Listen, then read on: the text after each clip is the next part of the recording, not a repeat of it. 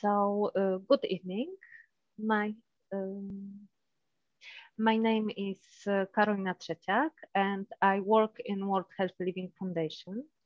And in Foundation, we believe that our life is our own responsibility to live consciously, is to take care of comprehensive development, because as well physical as mental health has an influence on our future and present life.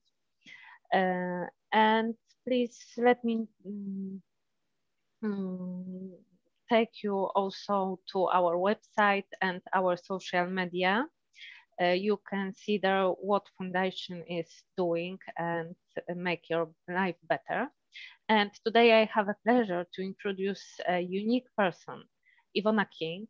She's medical professional, author of an ebook, It's Time to Break Free, 7 Steps to Break Free from Feelings of Self-Doubt and Low Self-Esteem, so that you can life full of courage and confidence. It's quite a long title, but it say everything. She's also a mentor, motivator, and self-realization life coach. It's nice to see you today, Ivona. Thank you. Good evening. Yes, I can't see exactly how many people is with us, how many will be coming, and I'm sure the people who can be with us today, they can watch the recording from our meeting. Yes, I would like to share my story, and I've got some notes with me, so I hope you can hear the paper, but it's not to tell my story, because obviously my story is coming from me, but I would like to give you as much value as possible today. It's not easy to share your own story, particularly going live publicly as I am doing this today, but I think that's where the power is, and each and one of us have one. We have story. So why am I starting? How did I start with coaching? Really, all the experiences I have went through, and it started. We're probably going to need more than an hour, but I will try to sum it up as much as I can. So it started really with the divorce. Divorce from mentally and emotionally very challenging marriage, which was leaving me with really massive guilt, feeling very guilty of breaking home, breaking a family unit, and going through places, and 2 places like Freedom Program for women who are from domestic abuse. Everything seemed to be like almost unreal to me. And I thought, what is going on with me? What am I doing here? You know, this is not me, but things were happening. And after obviously the stress of divorce and looking after a child, becoming a single parent, which obviously within society or with our culture, obviously to me that was like, how am I going to cope? And because of the stress, so I thought, I suffered stroke. And the stroke then was following heart surgery, because I found out that I had 2 holes in my heart which had to be fixed. And that was creating a lot of denial that this is not happening to me again, you know. And I thought, it's impossible. I'm a healthy, fit person. How did that happen? But it did happen. And hearing comments from my consultant like, oh, you should have been dead, really. This is kind of almost impossible that you're still with us. In a way, was like, wow, miracle. On the other hand, was like, I should have been dead. And a kind of realization of, well, I'm here for a reason. I've got a second chance, but accepting actually the fact, and some effect obviously from the stroke was very difficult for me. In the meantime, as still the stress from the divorce, going through the stroke, stress in the family. So stress, as you hear quite a lot, one of the reasons that we suffer a lot of illnesses. But things happen in my family. I found out that, well, I've experienced seeing my dad having heart attack, and not only had a heart attack, but at the same time, I found out that he had cancer.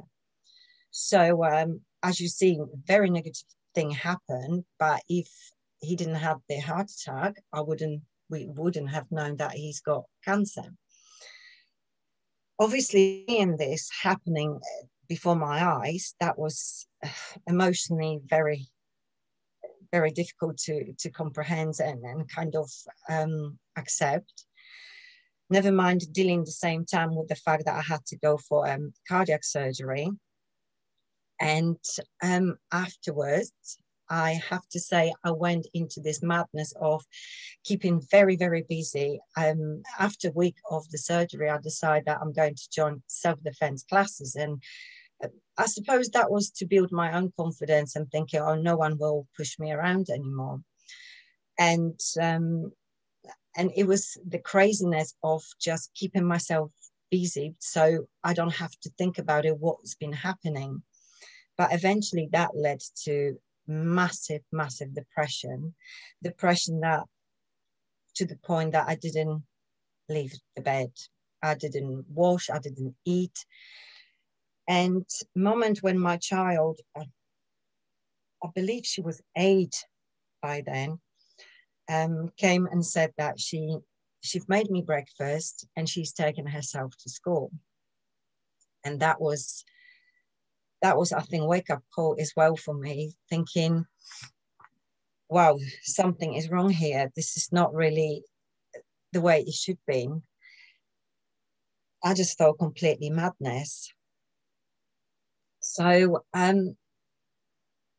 from then, I was trying to reach for help, but there was not so much mental help after stroke. There was more the physical help, the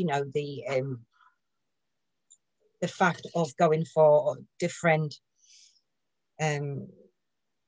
doctors, visiting different doctors, and obviously getting physical help, but not mental support. So I thought I need to do something about this myself. And that pain, going through that pain, pushed me to start moving. First, my success was getting out of bed and getting to shower. So after that, things moving forward, and I start reaching for self-help books. After that, I was joining different webinars. I was listening to loads of motivational speeches. I reached for the books, The Secret. I then decide that actually all of this what happened, I can turn into the power of maybe I can help people. And that's how I started coaching and, well, training to become a coach. And when that was going so great, I finished my training. People start coming towards me and I was going out towards people to try help them. The universe, God, whichever way you want to call, try to test me if all the tools I've been given, all the knowledge I've been receiving, am I going to put it actually into test? So obviously I haven't done my first lesson and I've entered another toxic relationship, and where I had to deal with someone else's addiction. I had to basically apologizing for things I haven't even done. And that led me to, well, lose myself completely and really losing my self-worth.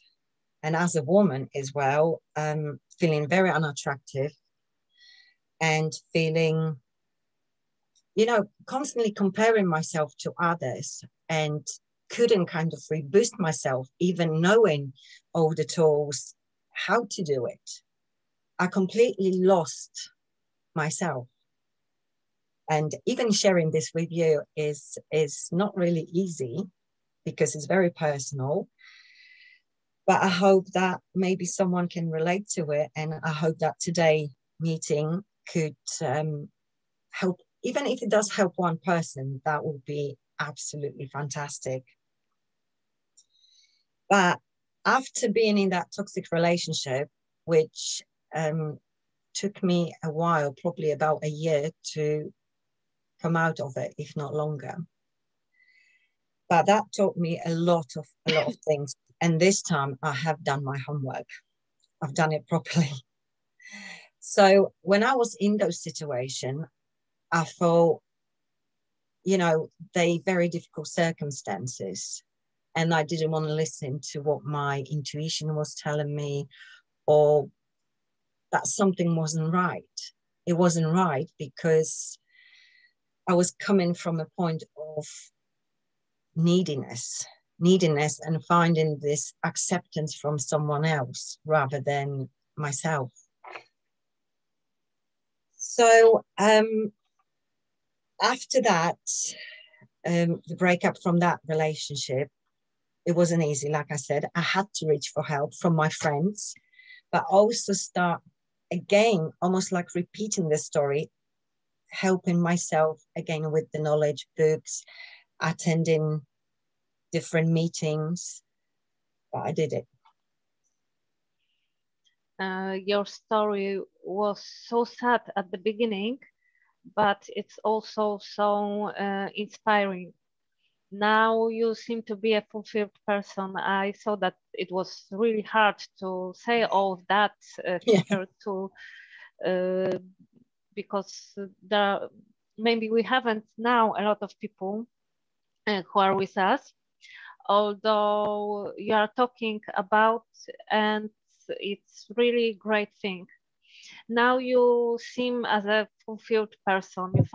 You found a power to change. Although when we feel so senseless and depressed, and it's really hard to wake up and say, today is the day I will change my life. And could you tell the others where to find such power? Because you really was in a hard situation and you find the power to say, I will do it. I will be someone else. I will be happy.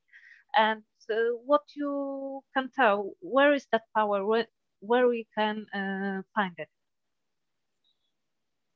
Fulfilled. I would say that I'm happy now, but I'm still not satisfied because I've got so many dreams that I want to achieve as well. So I also would like to carry on, obviously develop and get to know myself even more, because we're getting to know ourselves, if we want to, through life. But the power, where do you get the power from? The power is within us. And really the power is in a moment where you cannot take any more of that pain that you're going through. So the pain, in a way, is the motivator. Like, do you want to change something or not? Like for me, it was the wake-up call when my daughter was coming to the bedroom and, telling me she's taking herself to school at such a young age. And, to me, that was like, okay, if I don't do anything, I'm going to probably lose my daughter and everything else. So that was my why. I kind of found my why and what I needed to do. So slowly in my head, I thought, okay, you need to start going to that shower. You need to start looking after yourself and get the strength to support your child. I was thinking of, you can't be the victim anymore. You need to start fighting for yourself and fight your own and old beliefs that needed to change. And I think the power comes from decision. Like you said, you wake up one day and you think, I'm going to be happy.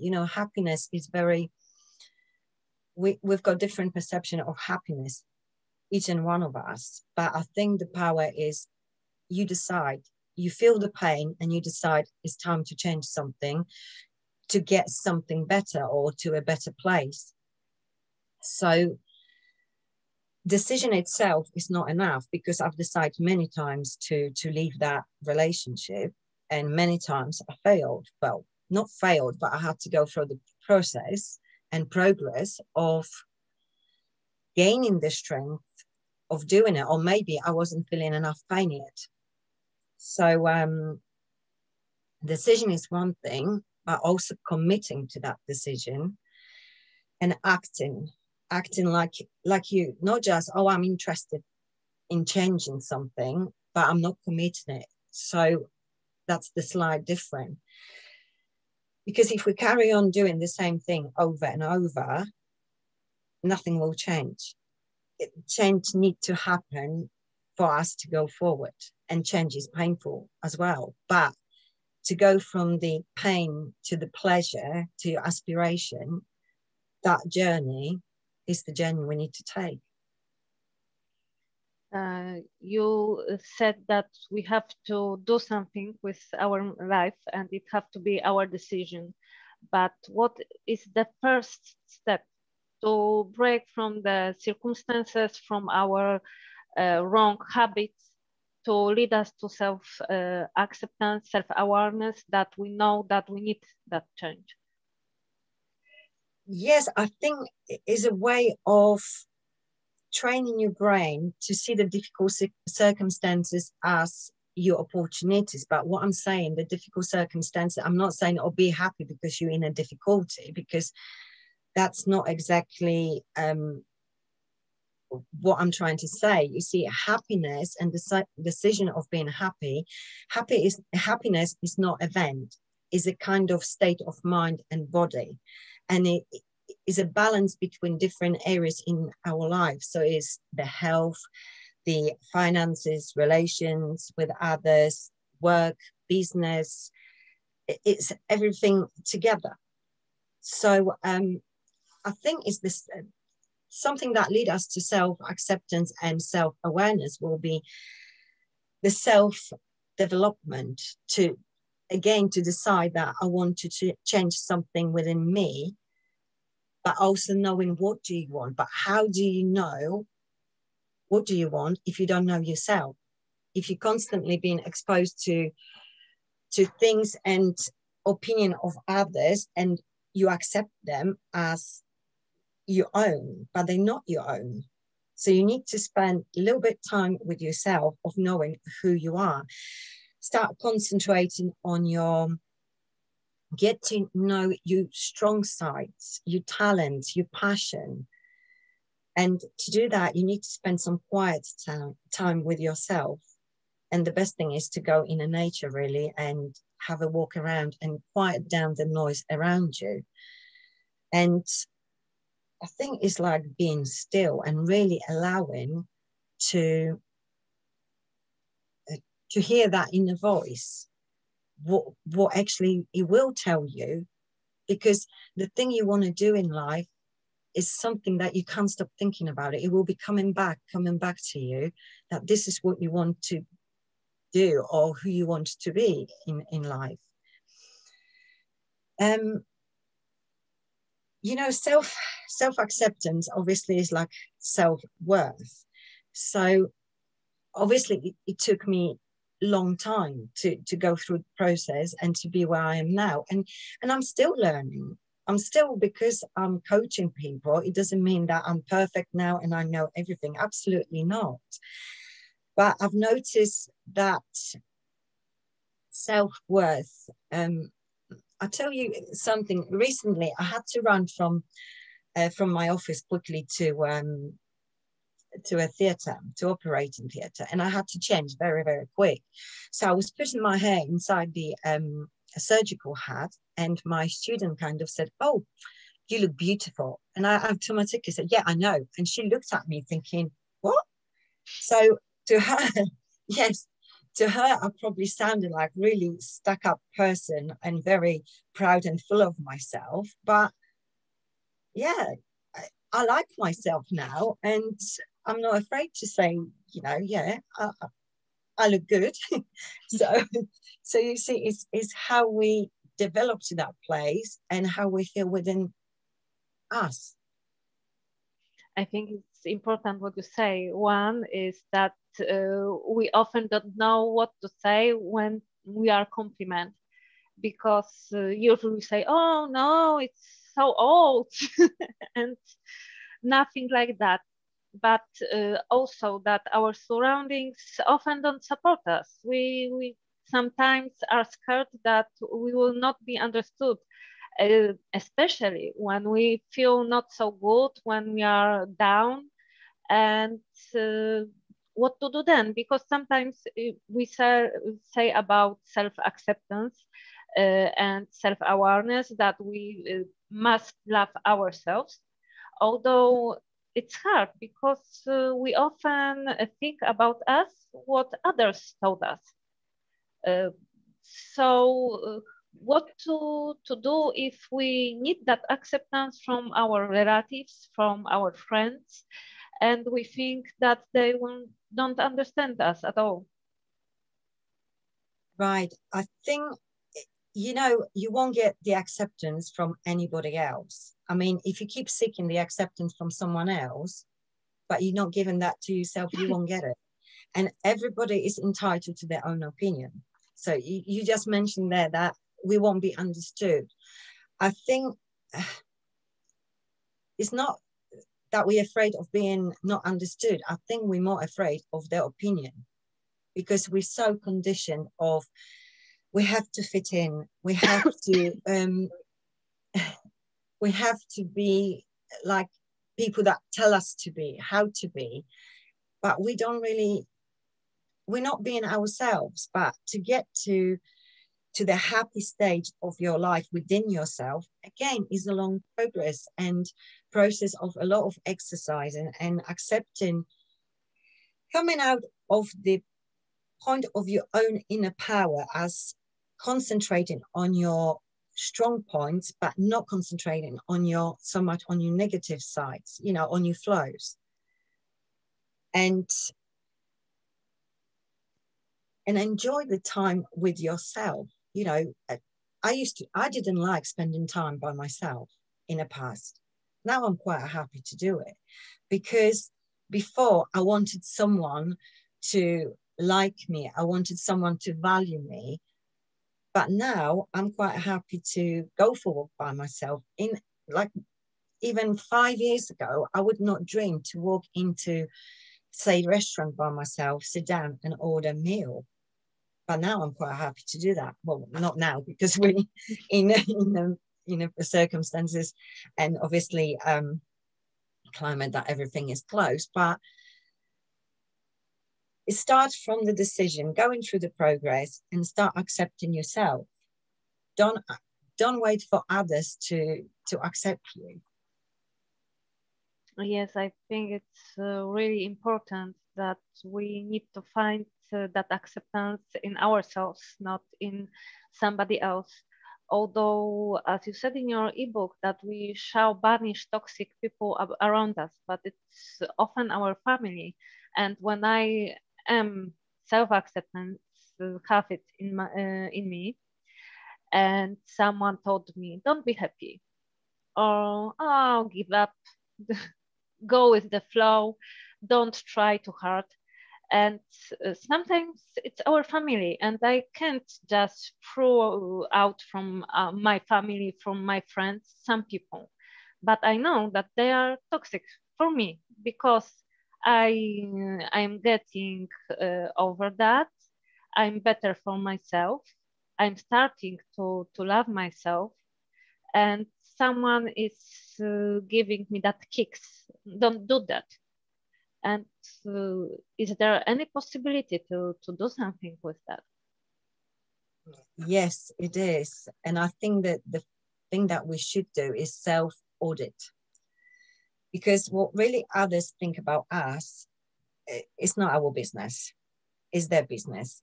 Our business is really worry about what we're thinking about ourselves. And that's more important than what others think. Because I think the research roughly show that 95% of society is too busy with themselves to really worry about you. So I think that's the case if we worry about others. But when you're talking about family, of course, when we reaching for help, when we want to start something, we've got a goal, dream, and you go to your closest people, and obviously they react a slightly negative way, or they give you 100 reasons that you shouldn't be doing it. But if you've got one reason that you feel that you should and you want to do it, just do it.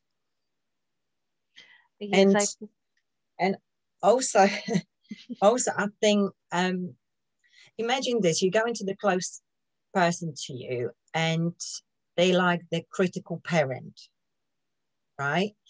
Because I suppose you would like to know more of like, how do you get rid of people who are family? Not get rid of, because that's a wrong way of saying it. But that saying of how do you kind of minimize the time with them, and how do you look at them, and how do you have some kind of relationship? Because you can, but many people don't want to shut off the family.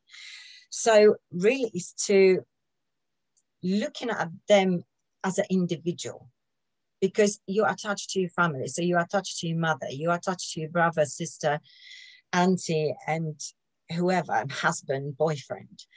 But if you detach yourself from them and look at them as completely individual that is entitled to opinion, you then can even think of them by name, you know, Harry, Peter, Anna, whatever the name is, rather than person in your family, so mother, father, or brother.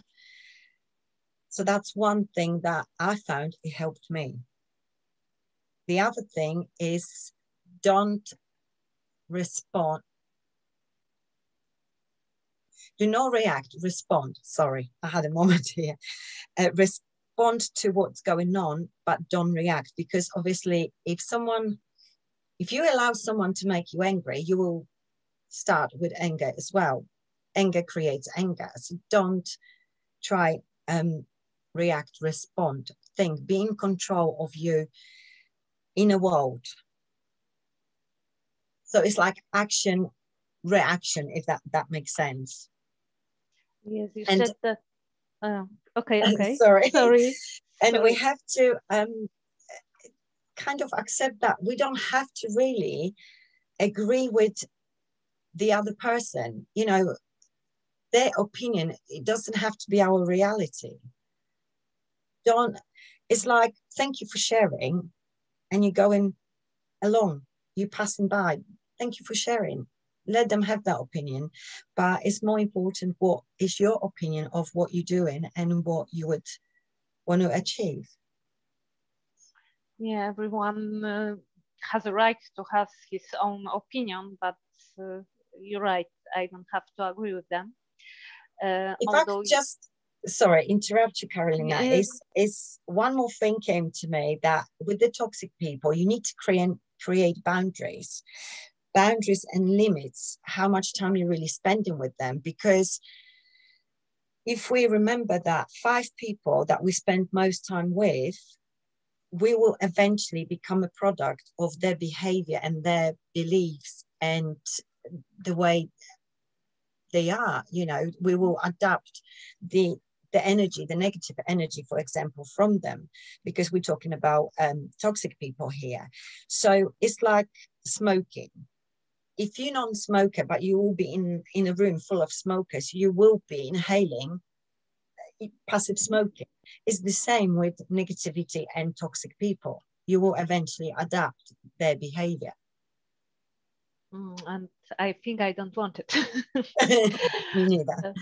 Yes, and you also said that anger leads to anger. And what do you think about the frightened? I think it's also leads to anger, and people now are really scared. I think it's not and anxious. And what do you think about that situation? Because we have a strong social instinct, and now we have a lot of scare. Right. I think if we're talking about current climate, obviously, yeah, we've got like an animal instincts in a way. So if you imagine animal being restricted of freedom, wild animal, it start being aggressive. You start being afraid first, and the fear will lead to aggression. But we obviously human beings, and we've got something like choice, and we can choose how we're going to respond to the circumstances. And really the simplest thing of dealing with fear, so fear, aggression, and then depression, it will be change your state. So everyone's saying do activities, be active physically, because that then automatically will change you chemical reactions within the body, and obviously producing the happy hormones, which that would change the mood you're in anyway. And again, have the time with nature. I think that's very soothing and calming, but also the time for reflection and creative thinking. It's a really nice perspective that we can influence on our mood and our life.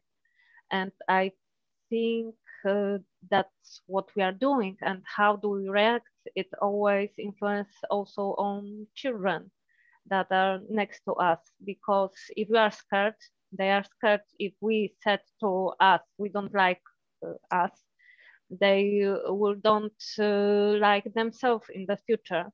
And I think that things we make every day to make our life better will influence the others. And can you tell us what to do to make our lives better day by day?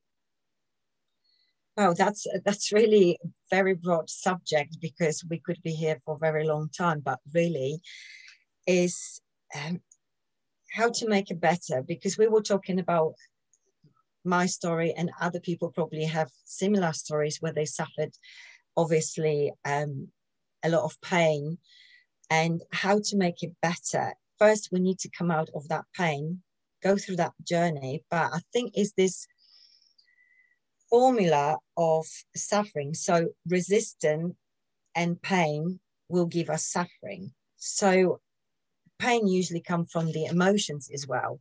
So I think to make our life better is to acknowledge emotions, and not only the positive emotions, but obviously the emotions, the negative as well.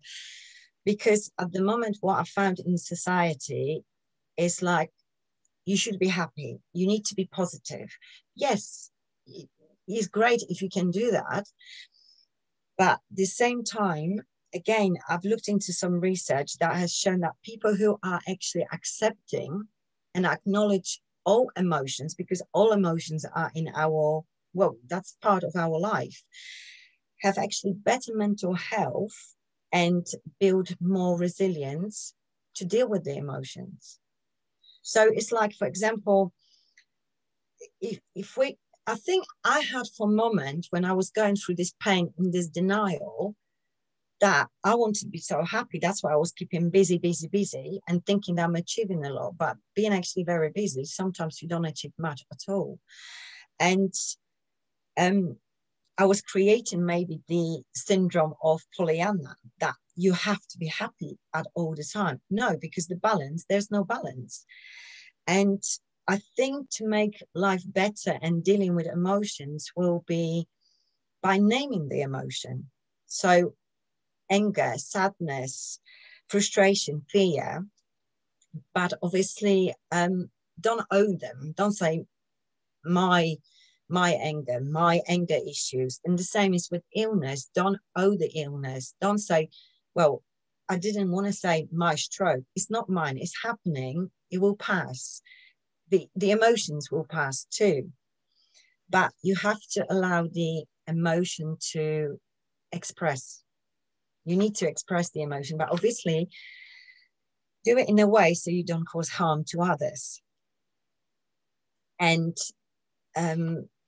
sometimes we're scared of our emotions, particularly the negative one. So when we're in these difficult circumstances, like I was in a toxic relationship, it was better to stay there because that pain was feeling comfortable. But So it's better the devil you know rather than create another pain of the unknown, so the fear. But eventually it came to the point that it's too much pain. Yes, I'm scared. I feel the fear, but I'm making decision that something have to change here. But not making a choice, because we've got a choice how we're going to deal with situation and to improve our life, but not making a choice is still a decision. Yes, I think it's a really hard decision. But we also, by these decisions, influence on the life of other ones. In example, as you said, that your daughter was looking at you and you don't know that you have to do something for her. And I think it's especially important for our kids that we can show them that they can dream big and they can change their lives in every possible moment of it. What do you think about it? I think, like you mentioned before in a previous question, which I think I can answer together, that children are the greatest observers, and they will observe us and they will copy us, particularly from a young age. They're like little sponges. And I think the way we behave, yes, they will copy, and the way we speak to ourselves, they will copy us, and they will start saying exactly the same things to themselves, because if mum's saying, if dad's saying, that's mean it's okay to speak to yourself like this. But also I think a lot of the old-fashioned way, I suppose, bringing children up is, oh, you've done really well, but you could have done better, instead of like, well done. Just a simple, I'm proud of you. You've done really well. Or encouraging them to go and try things. Obviously, you know, not well with parental control, but allowing them to experience life and encourage the kids to speak in a very positive, what kind of words then using, because that's what important, you know, the kind words to themselves. Because then if we going to respect ourselves, kids going to respect themselves, then everybody else around us will feel that respect, and they will respect us. So it's like, I suppose, teaching the kids of being in charge of your internal world, because whatever is going on inside, we project outwards. So we project to the world. And then if you're really being moody, then eventually the people around you start being the same. So it depends from which level of vibration, energy you're operating. Yeah. So I think it's to, you see, these things, they don't teach at schools. They teach us obviously knowledge, A to B, or sorry, A to Z, but to actually how to think for yourself, how to accept yourself, acknowledge, be aware of your emotions, be aware of what's going on with your inner world, because also whatever is going inside you mentally will eventually show in your body, as in it will probably express as illness. So you see that emotions and bad way of talking to yourself and about yourself will express one way or the other. So if you ignore it, it will come out. But it's beautiful what you said, that if we respect us, other will feel also that respect. And what do you think? If we will be kind to other people, they will be kind to us, and the world will be so kind. You think we can influence for everyone around us and make whole world better? I know that are big words, but I think if all of us would just change a bit of our attitude, the world would change for better. Of course, everything starts with us. You know, you can't change the whole world, but you can change your world, you can change you, and hopefully the world will follow. So yeah, absolutely. But let me ask you a question. How do you feel when someone who you don't know just smile to you and say good morning? How I does feel that make you happy. feel? Yes, I am always smiling, and always when I'm in the shop or somewhere else that I'm in contact with someone, I say hello and have a nice day. And I see how people are smiling, and it's so powerful because my not only their day, but my day is better. Yeah, absolutely. So you've made someone else's day really good, and also you feel good yourself because, well, I suppose we're helping. This is coming from, from you in a, I think our responsibility in life is to feel good and spread that kind of feeling around. But like you said at the beginning, our life is our responsibility. So also us feeling good, this is our responsibility. I can't accept from you, for example, I want you to make me feel good.